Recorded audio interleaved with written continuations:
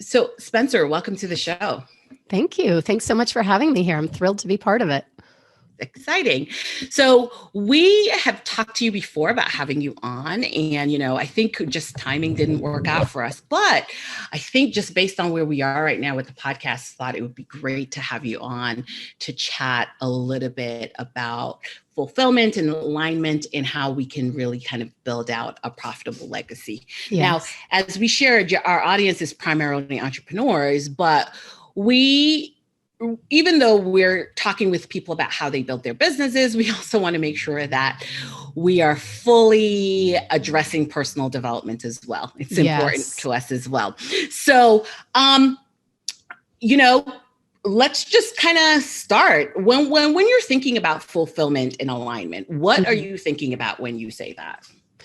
Yeah, I think the big thing for me with alignment that I think of is I really think of alignment as getting like spiritually aligned, like who we really are. As I love that quote of we're spiritual beings having a human experience. Mm-hmm. And so I think of it from that soul side of things. And to me, the three big pieces of that are who you, excuse me, I've been fighting a cold, so my voice might crack occasionally, who you really are, what you're here for, like for a purpose or a calling kind of level, and really what matters most to you.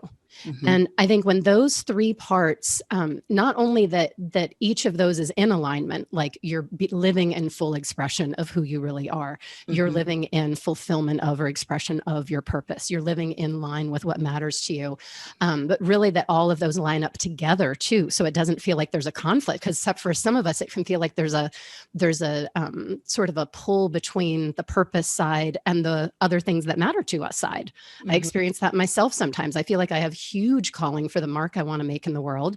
And then there's another part of me that kind of wants to be like Harriet Homemaker and just hang out with my kids and sit on the couch and binge Hulu for days on end, so it's like when all of that can be in alignment together and feel like it's in that flow and aligned and working together, that to me is what alignment is really about.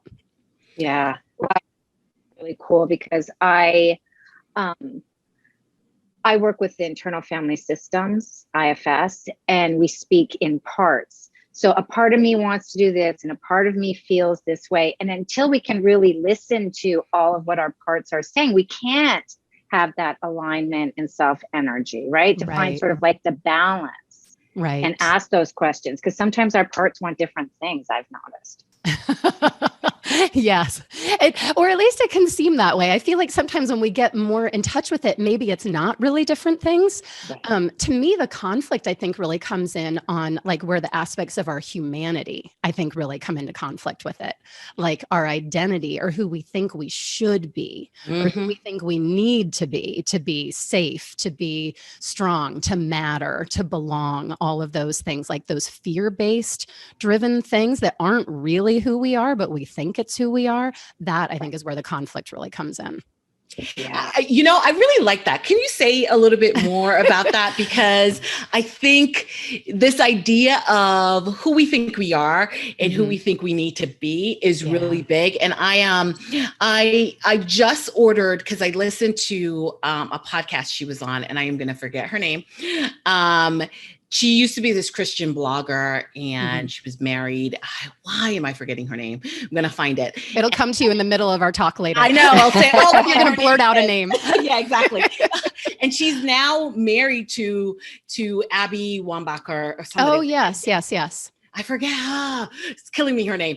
And she just wrote a book about like identity and how she is wanting to sort of separate from identity and just be. So I love that you just said that, because I'm like, yeah, I think sometimes the decisions and the behaviors and the actions that we take are all sometimes about who we think we should be based on identities that we've chosen.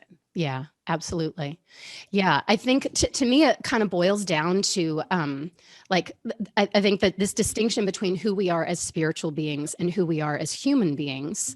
And so the human beingness, as spiritual beings, we're these, I'm going to say a word that people are going to choke on, but I mean it. We are these perfect, whole, complete beings. Mm-hmm. We're made in the image of our creator, whatever you want to call it, God, universe, spirit, source energy, whatever it is. We are these perfect, divine, magnificent beings with nothing missing, with nothing lacking. We're just like amazing and all capable and all knowing in many ways. I don't mean all knowing like God, but you know what I mean? Like we're capable of so much more than what we experience in the confines of our human body and our human existence. And yet on the human side, we're housed in these breakable, bruisable bodies that hurt and bleed and are going to die eventually. And so we have this very rational fear of things that can be a threat to our existence. But I think, we're not, most of us anyway, as far as I know, aren't being chased by saber-toothed tigers anymore. There's certainly still threats in the world. And not only threats, just like everyday threats, but I mean, I think a lot's been come to light in the last year or so for a lot of us too, on like, whole parts of our society feel threatened every day they step out of their house. So there's definitely still threats. But I think like in modern day life, we've really taken those on more as like our ego. It's not so much a threat to our true physical survival. It's like our ego has stepped in to say, girl, I got this. I got you covered. I'm going to keep you safe. And so we learn early on, like if you're going to be the smart one or the super achiever or the funny one or the caring one, the one who comforts everybody or the one who makes everybody laugh in the uncomfortable situations. And those aspects of us, like they help us succeed. They help us get where we are in amazing ways, but they also can be very limiting if that's all we are. And it's like, but who am I if I'm not that? In fact, it's so funny. We have been binge watching Hulu a lot. And we've been watching Modern Family. And I literally just today saw an episode where Gloria, the Colombian second wife of one of the main characters, couldn't fit back into her wedding dress 10 years later. And she was completely shaken by like, I've always just been like the beautiful, stunning one. And what am I if I'm not that? Like, she was so shaken up. I love that show, how it shines like so much of a spotlight on just our natural humanity. But anyway, it can get limiting. And so we just need to be able to recognize. And I think a lot of times, like, it's not even so much like our identity is bad or is not serving us or is harming us. I mean, there's ways that it can kind of interfere with what we want. But I think a lot of times, like, the identity doesn't fall that far from the spiritual tree, so to speak. Like for me, part of my identity is I can triumph over anything. I grew up in a somewhat unstable home environment, better than many people experienced, but not totally like, the Cleaver's residence. And so there was some difficulty and some struggles that went on there. And so I realized way later in life, after I split from my ex of 14 years and realized that was a completely abusive, terrible relationship. And I was like, I'm so much smarter than that. And I'm so much stronger than that. Why did I put up with that crap all those years? And how did I not see that for what it was? And I realized through working through one of the processes that I do with my clients all the time, I was like, okay, Spencer, you got tools. Let's work through this. Right. And I worked through and realized my identity is like, I'm like the phoenix rising from the ashes. I like, no matter what garbage life throws my way, by God, I will triumph in the face of it. I won't just survive it. I will like go way above and beyond and excel in it. And I realized when I got that, I was like, oh my gosh, I wasn't stupid to pick him. I was freaking brilliant because he fulfilled every one of those identity needs that I had. And then that had me kind of go, well, wait a minute. I mean, I'm also one to always like, I coach people on like anything's possible and you don't have to be held down by anything and you can overcome anything. And I'm like, well, is that just me living out more of my identity? But it's a matter of like, where are you standing? Are you coming from a place of purity and I don't mean purity like, what we might think of as purity, but I mean, are you coming from like a spiritual place of I'm this perfect divine being that can make anything happen? Or are you coming from a place of, holy cow, I'm terrified people are going to see me for what I'm not and for what I lack. And I better put on this facade that shows how amazing I am. So, and that's just my version of that. Other people, theirs may be about being smart or being funny or being the sensitive one or whatever it is. Yeah, whatever identity, whatever we choose to kind of place on top of ourselves, we find ways to kind of live that out day after day. Yes. And we create situations to live it out, like marrying someone who gives you one drama after another. I was going to ask about that if we actually do sometimes put ourselves in situations where we can sort of do the thing that we do best for all intents and purposes. Exactly. Say, look how amazing I am. And it's not conscious. It's so not conscious. Yeah. So that's where like we need to be able to start to get conscious to it, to tap into it and to recognize it. And I think that's probably one of the biggest things I do with my clients directly and indirectly is just to start recognizing like, okay, what's at play here? Like what's the game we're running right now? What's going on? Yeah. What's going on? Right. Yeah. And it's amazing how we just become so attached to these identities, protective parts, labels, what have you. And so what do you say, like in your line of work, you coach people, how do you get people to kind of recognize this? Because a lot of people probably don't even recognize that this is in operation, right? Yeah. And maybe have, some space from that and step into what they're really meant to do, what they're really here to do, who they really are. Yeah. Well, I have a framework that I work through my clients with, and I've got a new program actually coming out soon that's going to really kind of formalize all of this. But the first thing, I mean, even when I'm working one-on-one with people, the first thing I do is start with, what do you really want? Let's just get to the basics of what do you really want? And let's take away all of the logistics or the I don't know, the things that we think, well, I really want this, or I can't because, let's take away all of that.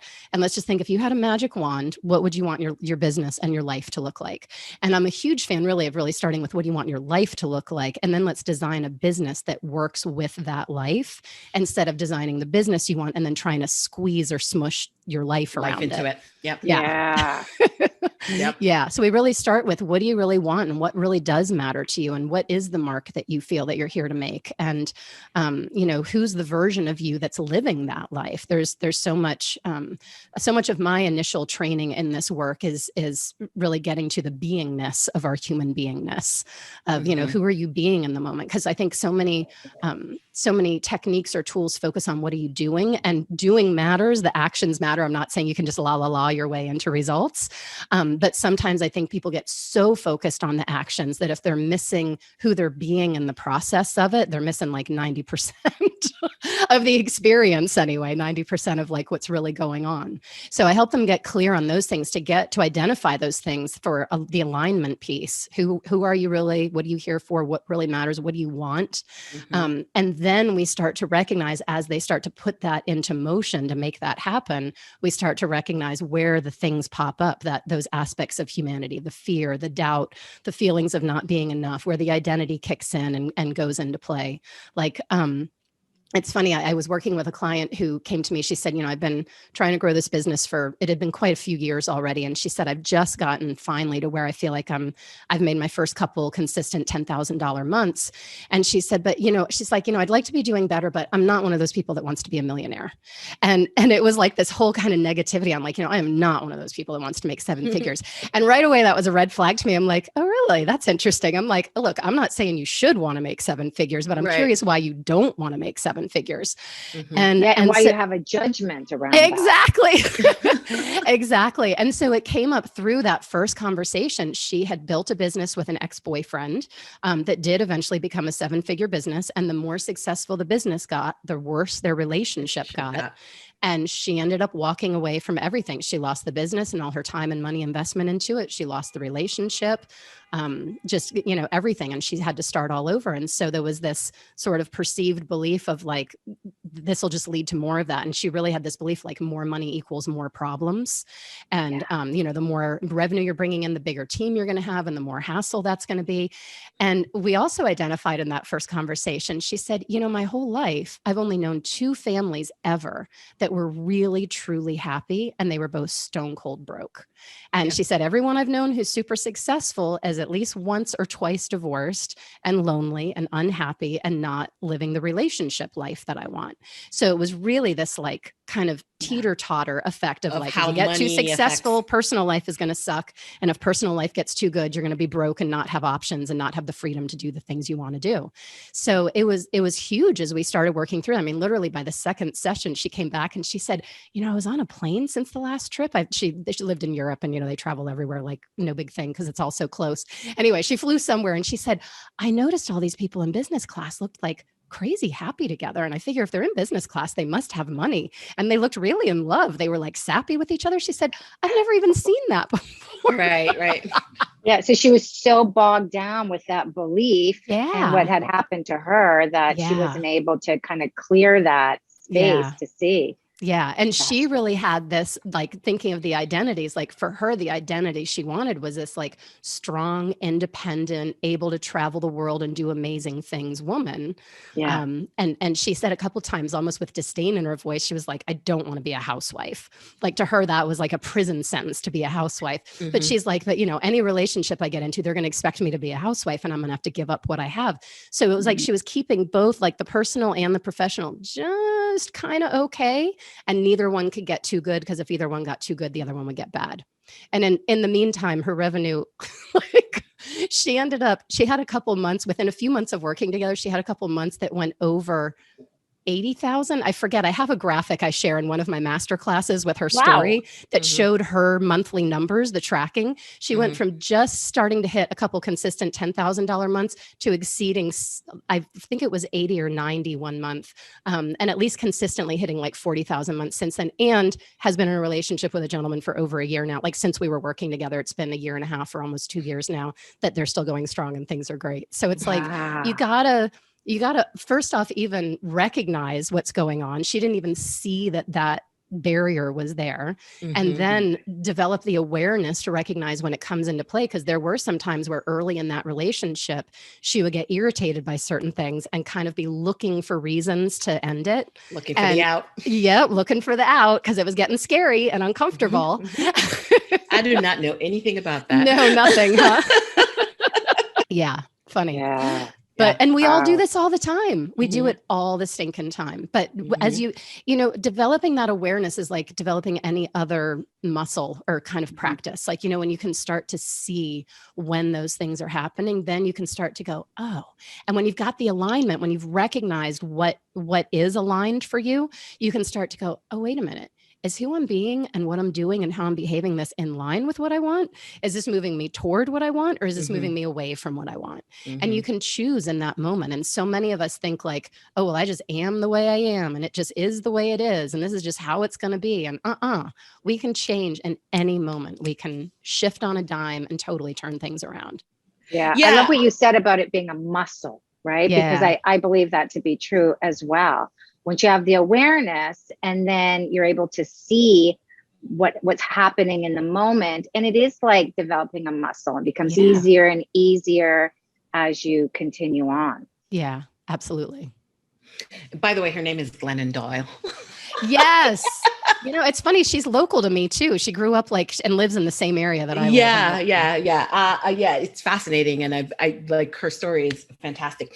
So I like what you were just saying as well there at the end, where you're talking about it can change on the dime, because that's a question I just kind of jotted down really quickly. Like, what happens when it changes, right? Yeah. Like who we think we are today, when that in fact changes, or we become aware that it's different than what we thought it was, what do we do then, to kind of get back into alignment?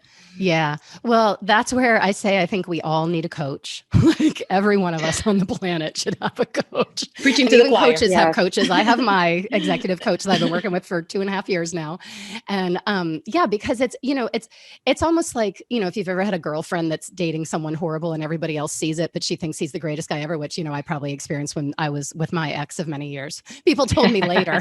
Yeah. You're like, girl. I know. You're not going to listen, right? You're not going to listen when somebody says it. You're going to be like, whoa. Exactly. Yeah. I had a girlfriend who said to me when I told her we were splitting, she's like, Spencer, I watched you shrink for him.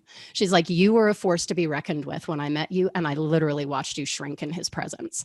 And I was like, why didn't you tell me? And she's like, I was afraid I was going to lose you. She said she had another friend she had told who wasn't interested in hearing it and ended the friendship because of it. She's like, I didn't want to lose you. But yeah, that's the thing though. When we choose to be open to hearing those outside perspectives or people saying, well, what about, or, how does it seem this is going, or is that working for you? Sometimes even just basic coaching questions like, open questions without judgment. Yeah, exactly. And giving people space to be, one of the things that my clients tell me is that they feel like they have that space to kind of roll around in the mud when they need to. It's like, go there, be there, feel it, experience it, have your, momentary tantrum or freak out or meltdown or whatever. And then let's, figure out now what's next. Where do we go from here?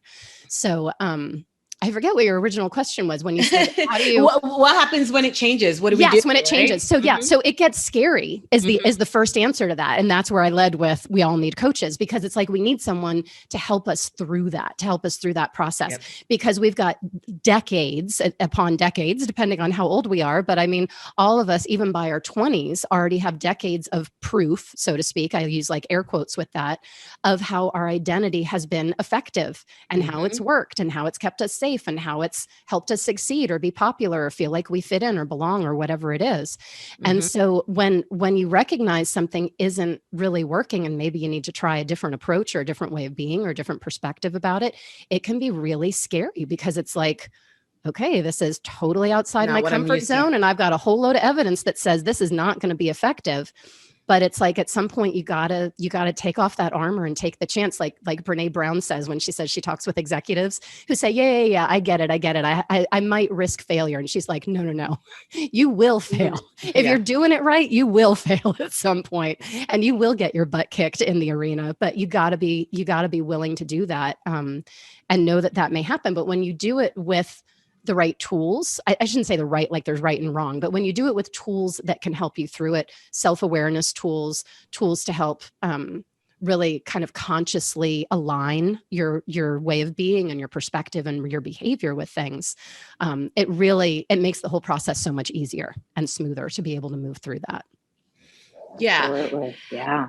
So give us some examples, if you don't mind. What does that look like in terms of like tools, right? Yeah. We always kind of like to try to give a little bit of find something. Yeah. A little something.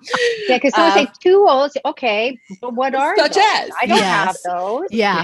So one of my favorite that I really think is so key, and when people really get this, like it can be really hard to get at first because our identity wants to fight like hell to not let us see this. But when you really master this tool, I feel like I really, in some ways, feel like it's all we need. If we could just master this one tool, we'd have the power to like run the universe. And I have a masterclass actually that walks people through what it is and how to do it. But I refer to it as the unintended con, which is like recognizing when we're unintentionally BSing ourselves or others with how we're being or what we're saying or whether it be what we're telling ourselves or what we're telling other people. So anytime that where you are is not where you say you want to be. Like, an example that's coming to mind right now, my husband and I, a few months back, had a pretty intense argument. And in the midst of the argument, I actually had like the wherewithal to go, whoa, Spencer, this is not how you want to be in this relationship. Like, this isn't the kind of human being you want to be. I was being pretty nasty and making some below the belt hits that I probably shouldn't have been making. And I was like, one, this isn't the human being you want to be. And two, this is not in any way the kind of wife and partner that you want to be to this amazing man, who I wasn't thinking was so amazing in that moment because I was upset about what was going on. But I was able, through so many years of practicing this, I was able to recognize. And so the unintended con is where in the midst of something, we're typically either being right or making others wrong. Those kind of two sides of the same coin. Mm-hmm. Yeah. Mm-hmm. Being like self-righteous about something and just trying to prove a point. Being right? I haven't gone through this in a little bit. Being right, maintaining control, or looking good, trying to like look good or kind of keep your image up of something. And there have been times when like, even in conversation with him, like he said something, I've been like, I am not blah, blah, blah. And I've literally come back to him later and been like, you were right. I was totally doing Right. But in the moment, it felt threatening. Like, that's going to make me look like pond scum to admit to that. And in the moment, I really didn't think I was doing what he said I was doing. And then later I'd be like, oh my gosh, I totally was. So when we can, in the midst of kind of take a moment to look at something of like, okay, am I being right? Am I trying to maintain control here? Is there some degree of like looking good that's riding out over everything else? These are payoffs that we get for our way of being. And we think of payoffs as good things. And you think, well, that doesn't sound like a good thing. But there's something that we do kind of get out of that. And so when we can stop and recognize like, oh, I'm being a righteous jerk here. That's what's going on. And so then, and a lot of times with that, it's also recognizing the costs of that. Like, what is that costing you? Like in the moment of that argument with him, I was like, I feel like I'm on the verge of crossing some lines that may not be able to be uncrossed. And that is not come back from. Yeah. Yeah. And I'm like, that is not what I want to do or where I want to go with this. And so there was just enough of a glimpse of awareness in that moment to be able to shift. And I really like kind of reined it all back in. And I was like, whoa, I'm sorry. And acknowledged what I was doing and where I was being with stuff. And it wasn't conscious in the moment. It's not like I strategically set out to say, how can I annihilate him in this conversation? I was just in the emotional, passionate, angry response to what was, and I was feeling threatened. I was feeling threatened. Right. He was feeling threatened. And, in almost any argument or confrontation, it's just two people feeling afraid and threatened. And, in that moment, I was like, oh my gosh, we're both like being our 5-year-old helpless selves who are like trying our best to figure out how to get through this moment. And maybe this isn't going the best way, or like we're not taking the best tactic. And all it takes is one. And I'm not saying like, yay me, I deserve a crown for being the one in that moment, because many times he's the one, that will recognize it and shift things and say, hey, can we like do a reset or talk or something? And we really don't argue that much. I don't need to make it sound like it's a constant thing. But anyway, my point is with this tool, this unintended con tool, to recognize what's the payoff you're getting out of where you're standing, so to speak, what your kind of your position is that you're taking on something. What is it costing you? And what's the new way of being that you want to step into with that? And then do it. You take the step, in that moment, it was very vulnerable for me to feeling threatened and being on the attack to be like, I'm going to retreat the attack, let my walls down, and take this kind of very raw moment to say, wow, I'm really scared or feeling hurt. And here's why, and here's what I really want. And totally changed the conversation. And not only in that moment, but I think got us through that whole experience so much quicker and so much more effectively than we otherwise would have. And the thing is, it takes a lot. Sorry, you go ahead. I think it takes a lot of self-awareness really to get to that point, right? Because I feel like when we are kind of triggered and in that moment with whoever it is, that fear and the fear of whatever that fear is for you. Yes. And then our defense and armor comes up, and that defense and armor is really just protecting that vulnerability and the scared and the fearful, like the little kid or what have you. And so I love when you said that later, coming back and saying, you know what, truthfully, I was just feeling scared and I was feeling threatened and this, that, the other, and just coming clean and being vulnerable and just really having so much self-awareness around that. That's when that other person really listens, right? Yes, exactly. They're not going to listen when you're like, you know what? You're a jerk. And why did you do that? When you did that, you're such an idiot. And say, instead of saying, for me, I just really felt, afraid because da. And then everybody wins at that point. Absolutely. So I love that. Yeah. The big thing I just wanted to add to that is that I think like it's a human existence skill.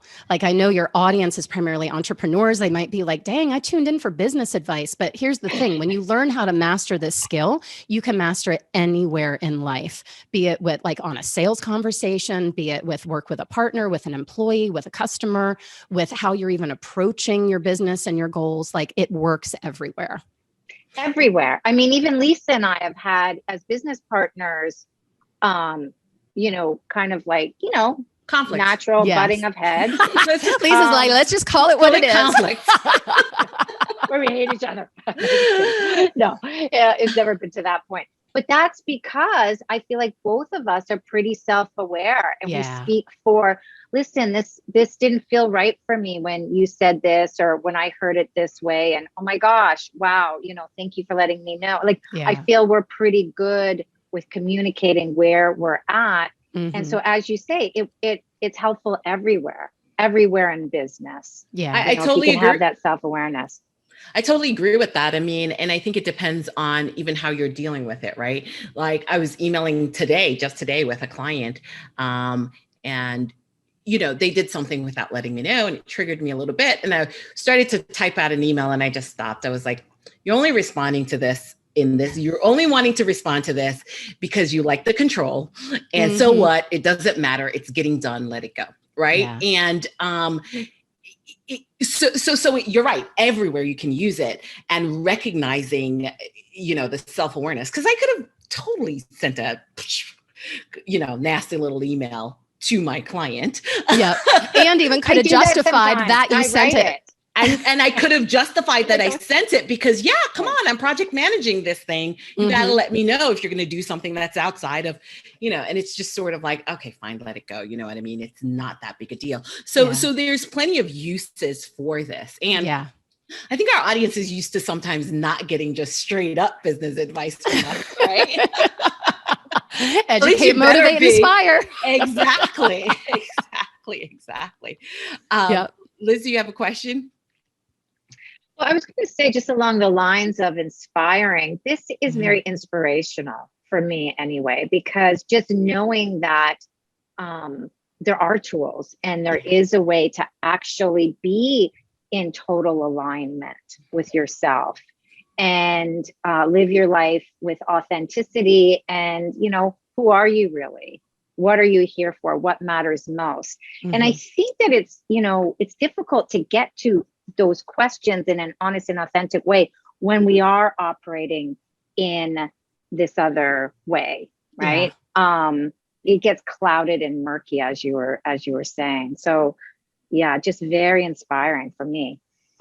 Awesome. Yeah, I agree. So now, when we're thinking about being successful, right? Because we're all in business and there's a reason why we're doing it, and assuming that it all aligns.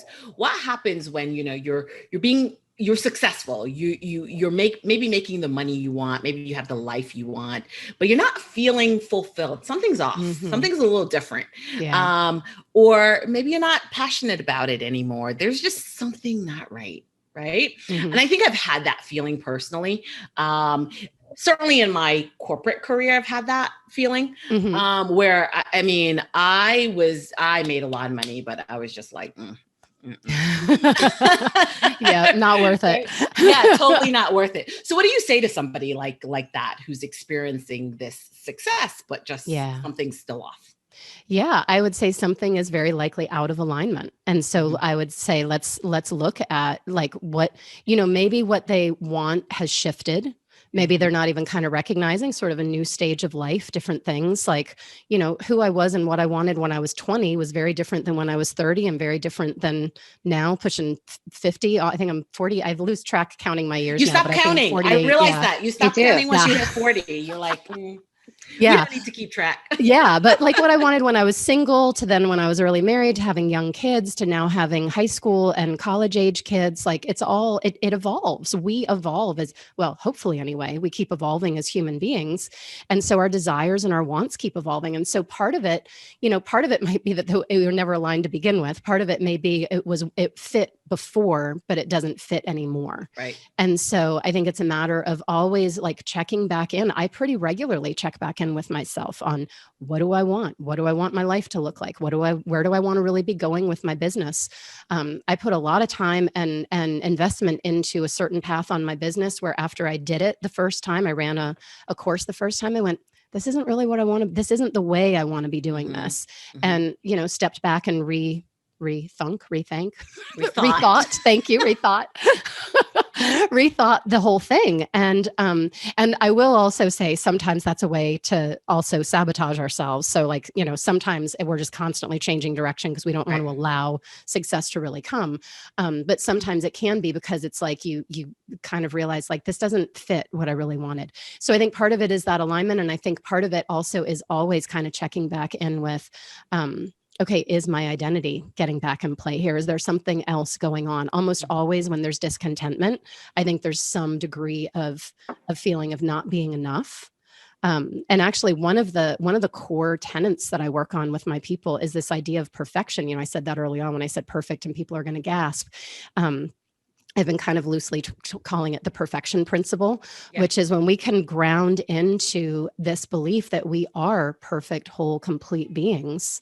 It's like all the other stuff, all the other junk that we worry about and we get tangled up in and we feel lacking, it all goes away. Because when you're really grounded into I'm perfect and whole and complete and more than enough exactly as I am for all that I am and for all that I'm not, it's like there's no need for all that other stuff. That emptiness or that dissatisfaction usually comes from some feeling of lack or not enoughness.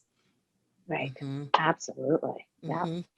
So tell us a little bit more about the perfection principle. I mean, I know you started to introduce it. So how does it help us, become? I like that. We could even just end it there. Become. How does that help us become? Yeah. Become, maybe we say become our live in full expression of ourselves, to really step into that fullness. Yeah. Yeah, it's funny. I'm still kind of working on how to articulate it. I feel like I get it on a cellular level, but I still kind of stumble over how to articulate it to people. But I had this insight one day where I was thinking, I feel like so many of the woes in our world boil down to some version of feeling like we're not enough, or we're disconnected from others, or we don't belong, we don't fit in some way. So ultimately, I think it's some version of feeling like we're not enough or we're lacking. And it hit me one day when I started thinking about this whole spiritual being versus human being sides of ourselves. I'm like, gosh, as spiritual beings, like we've got this, I believe anyway, I don't know this as a fact, but I choose to believe that we're sort of all powerful, for lack of a better way to say it, when I think of our existence beyond the confines of these human bodies and Earth's gravity and things like that. And so, and I think that we are an extension of our creator, which is perfect and whole and complete and in no way lacking. And so it hit me one day. I was like, gosh, it's no wonder that we feel like we're not enough, and that we're disconnected, because in some ways here in this human experience, we're not enough. Like we're not able to do and be and express and sort of know, and that innate all-knowingness. You have society that sometimes alone, if we just go with society, we've got rules that we have to exist within sometimes. Yes. Yeah. We're in a human form. So just in our human form is never going to be enough. Innately, it's like we have this daily reminder in these human bodies that can break and bleed and be bruised, and that we know have an expiration date, that there's something lacking. And it's not to say that we really truly are. It's more like, that's where I think I've really started to come to play with this, like bringing your whole spiritual expression, your full spiritual expression into your whole human experience. So like working on that alignment side of getting clear on that and grounding into that perfection that you truly are, recognizing the aspects of our humanity that interfere with that, and then really integrating the two, to not to make our humanity wrong or like, bash it or say it's terrible as it is. It's part of this magnificent experience that we're living, and even the suffering and the pain and even the disconnection. I mean, for some of us, that's what motivates us to then do the work we do that completely changes lives for other people and inspires them and leads them on to a greater experience of life and making a greater mark in the world and all of that. So I think it's all valuable. It's a matter of just sort of, again, having that awareness or recognizing these two sort of aspects or parts are at play, and how can we best integrate them and bring them together to bring the fullness and the richness of both parts into our day-to-day experience and day-to-day life. Yeah, that's really well said. I know for myself, and just what I've learned in internal family systems is I have a perfectionist part that started when I was really young as a protector, to sort of, cover up the real feelings of I'm not good enough, I'm not lovable, I'm not enough. Yeah. And so that perfectionism part really got me quite far in my life. And so what I've learned really is to thank this part, for really protecting me and showing up and forming in a time that I really needed. Yeah. And so what I try and do, a tool that I have, is when I'm starting to feel like I'm not good enough or something, or some of that old stuff and trauma is being triggered, and I feel like my perfectionism part wants to come in and be perfect and just do it right. I say, okay, I see you, I hear you, I get you, and I know what's going on. Would it be okay if just give me a little space so I can be in my alignment, right? My total alignment, my compassion, curiosity, creativity, and all that. And it really works, man. Yeah. It's amazing. It's amazing. Yeah. That kind of raised a visual for me that's been coming to me lately, which is this idea of almost like that fear-based part of ourself, which really is what our identity is born from. It's almost like our little inner child, that it's like we're driving down the road and it's freaking out and trying to take over. And it's like, let's put it in the 5-point harness in the back. Like it's like, let's not have it drive. Let's not have the screaming toddler drive. Yeah. And let's put it in a safe seat where it knows that it feels safe and protected, and it can actually relax and let you do what you're here to do. God. I just got chills there, because that's what happens to these parts, is they then chill out and they relax. Yeah. Yeah. Otherwise they're like, and they're freaking out like a little kid would. Yeah. I like that. I love that visual. Put it on back seat. In the 5-point harness, the child harness protection seat. That's awesome. Okay, so Spencer, so great. I mean, you got Liz getting chills, the whole shebang, right? Booties. Is there so as we wrap up here, what is the one big takeaway that you would like for our audience to have? Goodness, I think I think maybe just coming back to that idea of perfection, and not in our societal way of perfectionism or perfectionist, but just really starting to even play with the idea that you are perfect and whole and complete exactly as you are, for all that you are and for all that you're not. And when you can start to come from that true version of yourself and really get aligned with who you are, what you're here for, and what matters most, like there's not even any space for the other stuff to start burning from. It's almost like fire needs oxygen to grow. Like when you're grounded in that idea of being perfect and whole and complete, there's not even any fuel for the fire to burn on how not enough or lacking you feel. Right. And so you really get the power to move forward really powerfully and clearly, and with inspiration and motivation to be able to create what it is you want to create in the world. Fabulous. Amazing. Fantastic. So where can people find you, Spencer?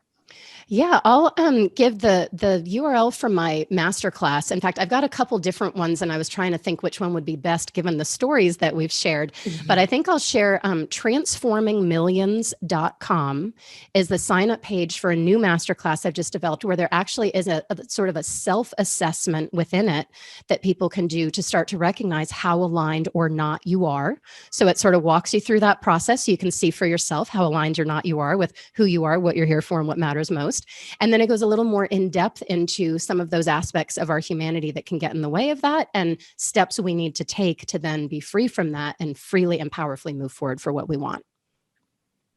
Fantastic. Good stuff. Well, thank you so much for being here, Spencer. I mean, this has been a fantastic conversation. Thank you. It's such a pleasure. I had a great time with you, ladies, and I love the work that you're doing in the world. Thank you so much for that. Thank you. And thank you for being our badass of the week. Wow. Well, thank you. I feel like I need a plaque on my desk for that.